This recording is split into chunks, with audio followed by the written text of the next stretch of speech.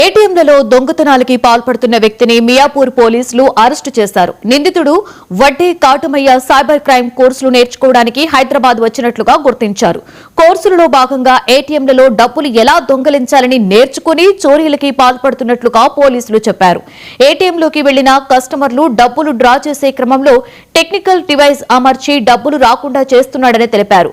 Customer వెళ్లిపోగానే నిందితుడు డబ్బులు తీసుకుని వెళ్తుండడాన్ని గుర్తించారు. మరో వ్యక్తి పరారీలో ఉన్నట్లుగా పోలీసులు తెలిపారు.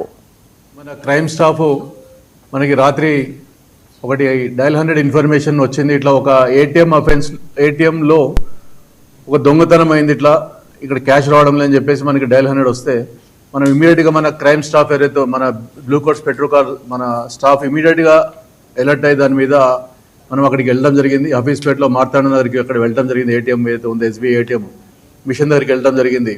అక్కడికి వెళ్ళినప్పుడు ఒక అఫెండర్ అక్కడ ఆ మిషన్ నుంచి డబ్బులు ఇంకా తీయడానికి ప్రయత్నం చేస్తూ ఉంటే అతన్ని పట్టుకోవడం జరిగింది. అతని పేరు కాటమయ్య. ఇతను నేటివ్ ఆఫ్ అనంతపూర్ టౌన్లో పక్కనే ఉంటాడు. రూరల్ సర్కిల్ అంటే అవుట్స్కట్స్ ఆఫ్ ది అనంతపూర్. అక్కడ దాంట్లో ఒక డివైస్ లాగా తయారు చేసుకొని అంటే ఇట్లా ఏవైతే ఉంటాయో వీటిని అక్కడ ఇన్సర్ట్ చేయడం జరుగుతుంది. ఏదైతే క్యాష్ డిస్బర్స్మెంట్ క్యాష్ మనకి బయటకు వచ్చే దాంట్లో ఇవి అడ్డుపెట్టి డబ్బు రాకుండా అక్కడ ఆగిపోతుంది. మనం ఏటీఎం ఒక పర్సన్ ఎవరైతే కస్టమర్ వస్తాడో ఏటీఎం మిషన్ పెట్టిన తర్వాత అతను పిన్ కొట్టిన తర్వాత డబ్బులు బయటకు వస్తాయి. డబ్బులు బయటకు వచ్చే సమయంలో ఇది ఇక్కడ ఆపేస్తుంది.